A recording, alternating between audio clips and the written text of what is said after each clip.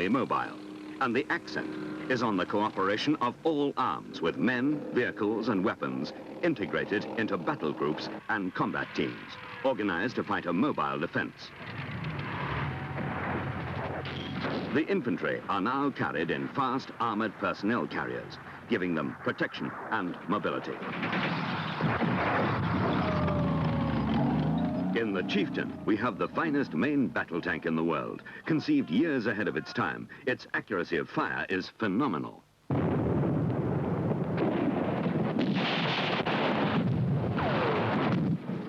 But to counter massive armored thrusts, the Army must have an anti-tank, anti-infantry and reconnaissance capability. For reconnaissance and skirmish work, there are fast wheeled and tracked vehicles.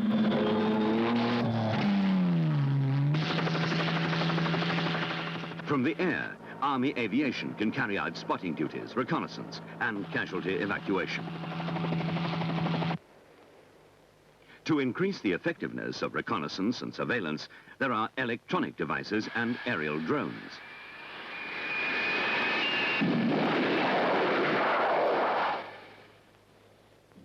The enemy armour has to be stopped. In addition to our tanks, the British anti-tank capability is good. Swingfire, a wire-guided missile, outranges any known tank and has its helicopter-launched counterpart.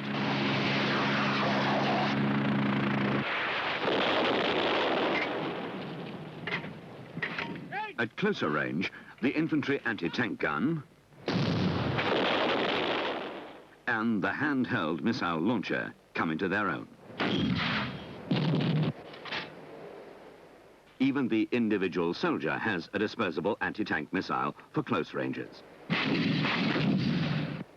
And there's the new semi-automatic anti-tank weapon system, Milan. A medium-range line-of-sight weapon, it can be mounted on vehicles. But being man-portable, it's normally ground-mounted, where it's easier to conceal in forward areas. Simple to load and to operate, it's accurate and highly lethal against all known tanks, up to a range of 1,950 meters.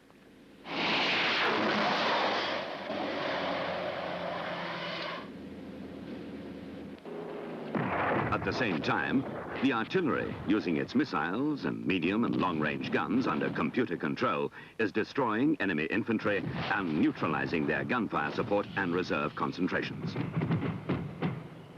In addition to the heavy guns, there's the new Lance missile. With its long range, it can give nuclear battlefield support up to 110 kilometers.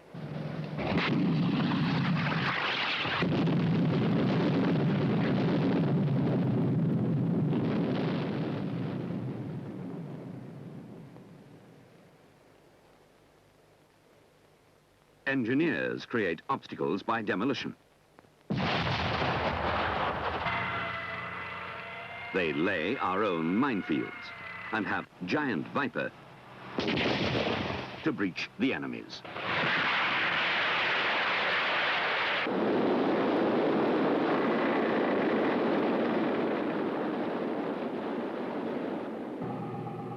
The Royal Electrical and Mechanical Engineers carry out field repairs and recover stranded or damaged vehicles and equipment.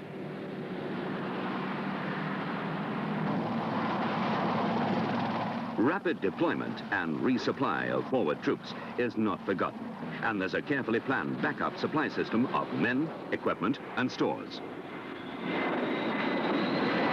The ground troops are vulnerable to air attack, and so surface-to-air defense systems are a part of the battle group's deployment. Rapier and blowpipe.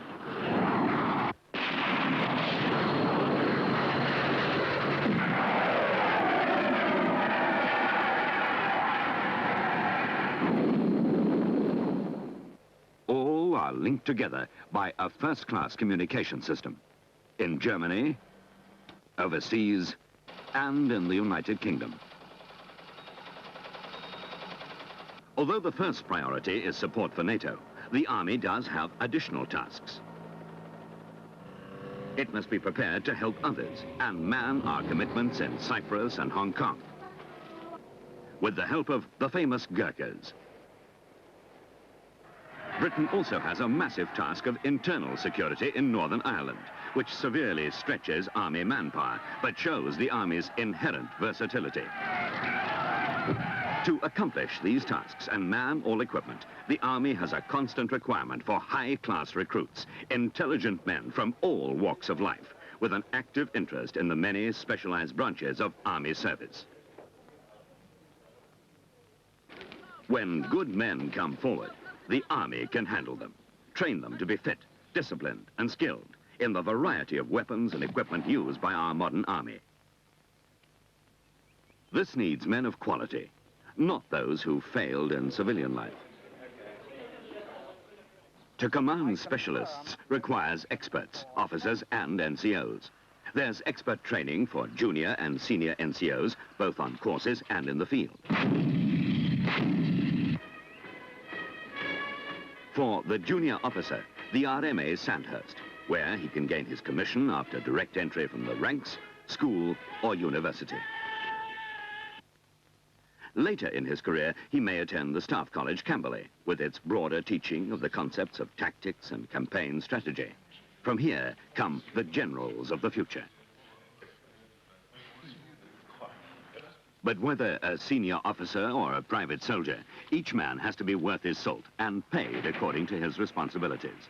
A soldier may have only 6 months' service, but one slip on his part, one moment of forgetfulness, and his whole section could be at risk. So responsibilities, even at the lowest level, can be very high, a factor which his salary has to reflect. This sergeant not only has a £250,000 tank in his charge, but his actions could safeguard or endanger many men. In the Battle Group HQ, a major, second in command of a mechanized battalion, may have over 200 valuable vehicles and up to 800 men relying on his judgment. He's a specialist and an executive, and he deserves to be paid accordingly.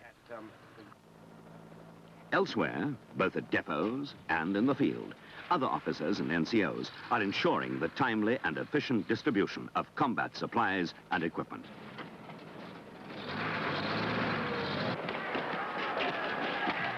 In the Army, everyone is on call for 24 hours a day, and whether a private or an officer, they join with this knowledge, and the fact that soldiering means risk to life and limb if occasion demands. But there are compensations too. The facilities for sport in the Army are first class, both at home and overseas. Few civilian firms can match them.